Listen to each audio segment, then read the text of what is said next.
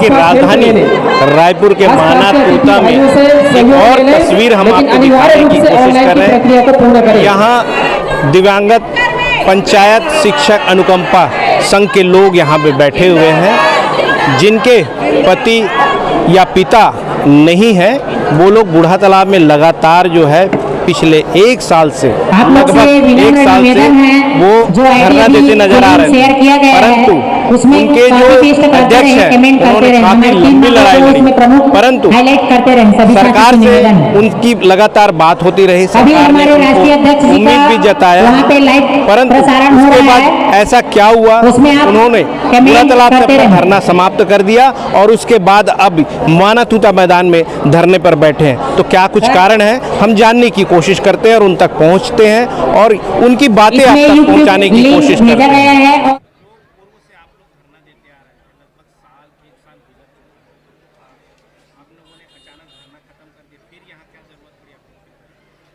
हम लोग लगातार 11 महीना से वहाँ पर बूढ़ा तालाब में आंदोलन किए। उसके बाद मौखिक आश्वासन पर हम लोगों का धरना स्थगित कराया गया था। माननीय मुख्यमंत्री जी से हम लोग मुलाकात भी किए, लेकिन आज तक हम लोगों को अनुकंपा नियुक्ति नहीं मिला। ये बताएं कि आपके अध्यक्ष अभी क्यों नहीं है?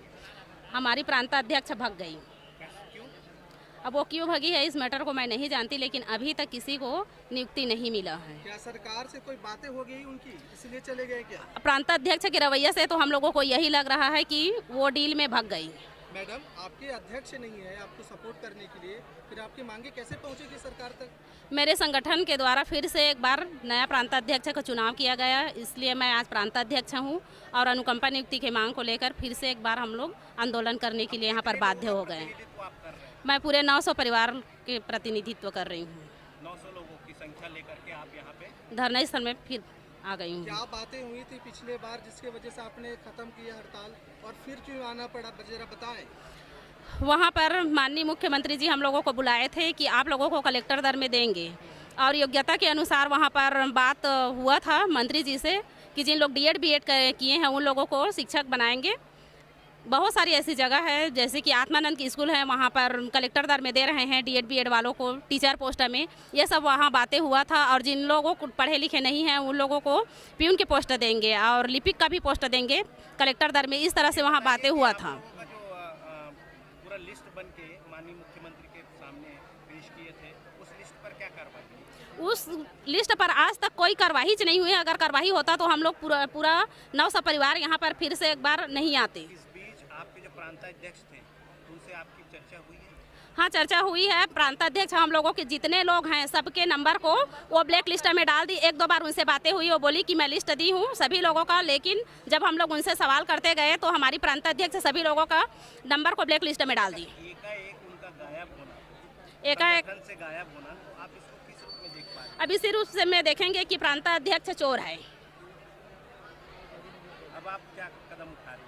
अब हम लोग फिर से धरना कर रहे हैं। माननीय मुख्यमंत्री जी को अब ध्यान आकर्षण करा रहे हैं कि हमारा मांग पूरा कर दे। अपील भी कर रहे हैं उनसे कि हम लोगों का मांग पूरा करें। एक सवाल है, हो सकता है आपको पीड़ा पहुंचा है जी कि जिस प्रकार से पूर्व के प्रांताध्यक्ष ने हरकत किया है, जी। तो आप पर कैसा उम्मीद कर सकते हैं? बाकी मेरे पर उम्मीद किए हैं तभी हम लोग यहाँ बैठे हैं सर, तो क्या आप कि उस संगठन में मैं उपाध्यक्ष थी और पूरा 5 साल तक अपना उपाध्यक्ष की पद में काम की हूँ।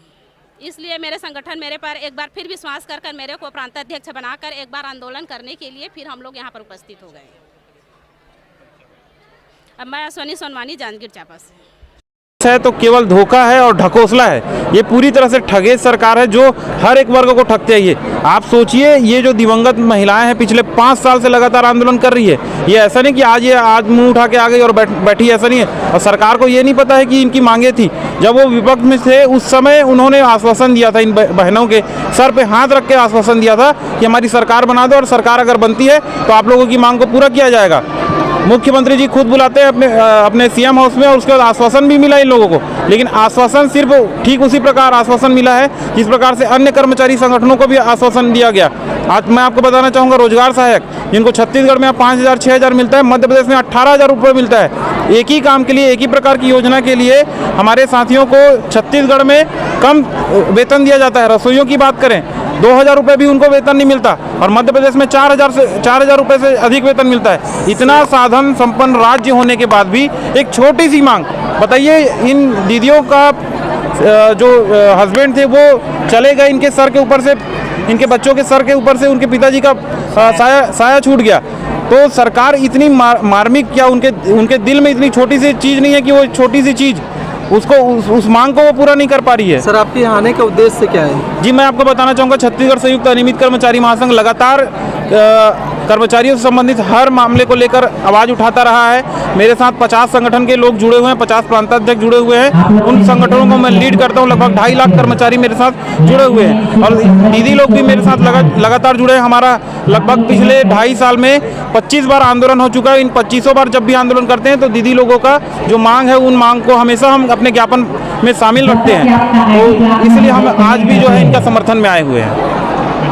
रवि गढ़पाले, प्रदेश अध्यक्ष, छत्तीसगढ़ संयुक्त अनियमित कर्मचारी महासंघ। सौरभ जी, आप जो दिवंगत परिवार है जो अपनी मांगों को लेकर के यहाँ पे बैठे हुए हैं और आप लंबे समय से उनका समर्थन करते रहे, आज मानवता में भी आप पहुँचे हुए हैं, क्या मंशा लेकर? यही मंशा है इनकी मांगे पूरी हो, जो कि अब चुनाव का टाइम लग तो नहीं रहा है, इनकी मांगे पूरी होंगी, क्योंकि अब आचार संहिता लगने वाली है। 5 साल से महिलाएं संघर्षरत हैं, हमारी दीदियां सब संघर्षरत हैं। इनके रवि भैया ने सही बोला इस बात को कि इनके परिवार से जो पिता का जो साया उठ गया इनके बच्चों के ऊपर से, उसके बाद भी एक छोटी सी एक संवेदना के तौर पे ही अगर एक छोटी सी मांग पूरी नहीं हो सकती तो सरकार से कोई भी मांग रखना बेईमानी है। और आज के टाइम पे हर वर्ग, कर्मचारी जो भी बोले, कर्मचारी वर्ग तो है ही है, वो युवा वर्ग, साथ में महिलाएं सब अभी के टाइम में प्रताड़ित है इस सरकार में। तौर पे कह रहे हैं कि अब इनकी मांग पूरी नहीं हो सकती जी, फिर समर्थन में भी आप आकर के समर्थन जी समर्थन में बैठे हैं, तो आप इनसे क्या कहना चाह रहे हैं कि अब जो चुनाव है सामने, दोनों पार्टियां जम करके प्रचार प्रसार में जुड़ी हुई है, तो आप इनसे क्या कहना चाहेंगे? इसने बस यही कहना चाहूँगा कि आने वाले चुनाव में इतना तो है कि अब सरकार जब अपनी मंशा जाहिर कर चुकी है कि हमारी कोई भी मांग पूरी करने वाली नहीं है, तो आने वाले चुनाव में हमको सभी को बैठना करेंगे। ये सब कर्मचारियों को ही ध्यान रख के करना पड़ेगा। कर्मचारियों की एक बैठक होगी, उस बैठक में हम सब डिसाइड करेंगे आने वाले समय में। अपनी ओर से कभी और जब मौका मिला होगा कि तमाम संगठन में आप गए थे जी, इनकी बातें उसके माध्यम से सरकार तक पहुँचाने की कोशिश की? बिल्कुल, रवि भैया के माध्यम से और हमने अपने छत्तीसगढ़ अनियमित कर्मचारी महासंघ के माध्यम से हमने हमेशा इनकी बात को पूर्ण तरीके से उठाया। पेश है तो भरोसा, ये बड़ी कहावत पूरे छत्तीसगढ़ में प्रचलित है और किसानों को काफी पेश की सरकार ने राहत दी है। इसको लेकर के वो चुनाव में 75 पार बोल रहे हैं, कैसा देख पा रहे हैं? 75 पार तो सिर्फ एक मुंगेरी लाल के सपने हैं, वो बोला जाता है, क्योंकि धरातल पे अभी कुछ नहीं है। धरातल पे जब दिखेगा तब सबको समझ में आ जाएगा कि 75 पार होता है कि 17 में सिमट जाते हैं। ये सब चीज़ें सब बात की बात है, समझ में आएंगी। अभी चुनाव का समय है, सभी को अपनी बातें रखने का इच्छा रहती है, सब अपनी बातें रख सकती हैं, उसमें कोई दिक्कत नहीं है। 75 पार तो सिर्फ मुंगेरी लाल के सपने और कुछ नहीं होगा। सरकार की जो इच्छा शक्ति की बात करें तो आप कैसे देखते हैं? इच्छा शक्ति तो बिल्कुल भी नहीं है। ये तो हमने 5 साल तक देखा है, 5 साल हमने संघर्ष रखा है। शुरू के साल उन्होंने बोला था कि इस साल हमारे किसानों का है, अगला साल कर्मचारियों का है, वो आज भी हम उसके लिए संघर्षरत हैं। और चुनाव का समय भी आ गया है, 10 तारीख से ऐसा सुनने में आया कि 10 तारीख तक वो लग जाए, आचार संहिता लग जाए। उसके बाद भी अगर 5 साल में कोई चीज़ कंप्लीट नहीं हो पाई है तो वो तो फिर इच्छा शक्ति तो बिल्कुल शून्य है, इनके कुछ नहीं कर सकते हैं। जी, सौरभ मिश्रा, छत्तीसगढ़ संयुक्त अनियमित कर्मचारी संघ महासंघ का कार्यकारी प्रदेश अध्यक्ष। तो भरोसा है कि नहीं आपको? नहीं, क्योंकि मौखिक आश्वासन देने के बावजूद भी वो हमारी मांगों को पूरी नहीं कर रहे, इसलिए करना है तो भरोसा, ये बात बिल्कुल सत्य नहीं है। क्या करेंगे इस बार, फिर से जिताएंगे कि नहीं उनको? नहीं, मैं तो अपना वोट उसको नहीं दूंगी। किसको देंगे फिर? मैं अब सोचूंगी, मैं नहीं कह सकती, आप लोगों के साथ नहीं कर सकती कि मैं अपना वोट किसे दूंगी। आपका एक अकेले का वोट से सत्ता पक्ष बदल सकती है? देखिए, हम बेटियां हैं, हमारा मायका होता है, ससुराल होता है, हम वहाँ जाकर प्रचार करेंगे। हमारे कई रिश्तेदार हैं, हम बेटियों से ही पूरा संसार बसता है। आप 100 लोगों को प्रभावित करेंगे, उससे क्या फर्क पड़ने वाला है? बहुत फर्क पड़ेगा, 100 लोग और लोगों को प्रभावित करेंगे। बिल्कुल। ये बताएं मैडम, बातें कहाँ पे फंस रही है, कहाँ रुक रही है? सरकार ही नहीं चाह रही कि ठीक से बात वहाँ तक नहीं पहुँच रही है? क्या सरकार तक के तो बात पहुंच गई थी, मौखिक आश्वासन भी दिया गया था। मौखिक आश्वासन के बावजूद भी वो झूठे साबित निकले, है नहीं। हमें अभी तक के अनुकंपा नियुक्ति नहीं दिया गया, इसीलिए हम लोग यहाँ हड़ताल करने के लिए बाध्य हो गए। ऐसा मान सकते हैं कि जो पूर्व में आपकी अध्यक्ष थी, उन्होंने सरकार तक ठीक से अपनी बात नहीं। पूर्व में अध्यक्ष प्रांताध्यक्ष थी, उनसे मेरी बातें हुई मोबाइल पर, तो वो बोली कि 52 लोगों का लिस्ट गया है। क्या दिवंगत पंचायत शिक्षक अनुकंपा संघ में 52 लोग नहीं है? पूरे 900 परिवार है जिनकी लड़ाई हमारी प्रांताध्यक्ष लड़ी थी, पर उन्होंने हमें धोखा दिया। इसीलिए हमने नया प्रांताध्यक्ष अश्वनी सोनवानी को बनाया। किसी को भी नियुक्ति नहीं मिली है? नहीं मिली है। मैं खुद कलेक्टर ऑफिस में फॉर्म भर के आई हूँ, मेरे को खुद नियुक्ति नहीं मिली है। आगे क्या योजना है? आगे हम लोग सरकार तक अपनी बात पहुँचाएंगे, सभी जनता तो तक। आप लोग सड़क की लड़ाई फिर से लड़ रहे हैं, ये कब तक जारी रहेगी? ये हमारी अब आचार संहिता लगने वाली है, आचार संहिता तक तो ये जारी ही रहेगा। क्योंकि आचार संहिता में आंदोलन करने का तो आंदोलन करने का वो नहीं है, फिर भी आचार संहिता तक हम आचार संहिता तक शांत बैठेंगे, फिर से चालू हो जाएंगे। अब जो सरकार आएगी या सरकार रहेगी या नई सरकार आएगी, उसके खिलाफ आप आंदोलन फिर करेंगे। जब तक हमारी मांग पूरी नहीं होगी हम आंदोलन करते ही रहेंगे। मेरा नाम त्रिवेणी यादव है, मैं मीडिया प्रभारी दिवंगत पंचायत अनुकंपा संघ। आपने सुना कि जो